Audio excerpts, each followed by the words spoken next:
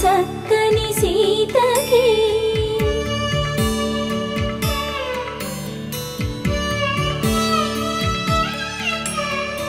ఎర్ర జాబిలి చేయి రాముడేడని అడుగుతుంటే చూడలేదని పెదవి చెప్పలేమని కనులు చెప్పే నల్ల పూసైన